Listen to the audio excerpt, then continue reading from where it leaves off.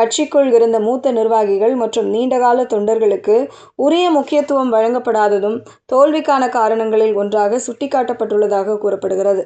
தேர்தல் பணிகளில் அனுபவம் வாய்ந்த பலர் முழுமையாக பயன்படுத்தப்படவில்லை என்ற குறையும் ஏற்பட்டுள்ளது. அதேபோல் கூட்டுறவு சங்கங்கள், ஆவின் உள்ளிட்ட பல அமைப்புகளுக்கு தேர்தல் நடத்தப்படாததால் அடிமட்ட நிர்வாகிகள் மத்தியில் அதிருப்தி உருவானதாகவும் ஆய்வுக்குழு குறிப்பிட்டுள்ளதாக தகவல் வெளியாகியுள்ளது.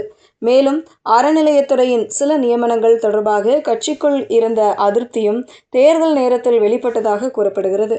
திமுக அரசு மற்றும் திமுக கட்சி ஆகிய இரண்டும் ஒருங்கிணைந்து செயல்பட வேண்டிய இடத்தில் தனித்தனியாக இயங்கியது போன்ற தோற்றம் மக்களிடம் உருவானதாகவும் அறிக்கை கூறுவதாக தகவல்கள் தெரிவிக்கின்றன.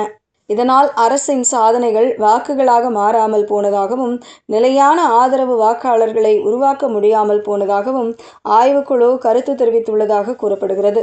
இந்த அறிக்கை தொடர்பாக திமுக தலைமை அதிகாரப்பூர்வமாக எந்த தகவலையும் வெளியிடாத நிலையில் கள ஆய்வுக்குழு பரிந்துரைகளை அடிப்படையாக கொண்டு கட்சியின் அமைப்பு மற்றும் தேர்தல் அணுகுமுறையில் மாற்றங்கள் செய்யப்படுமா என்ற எதிர்பார்ப்பு அரசியல் வட்டாரங்களில் எழுந்துள்ளது.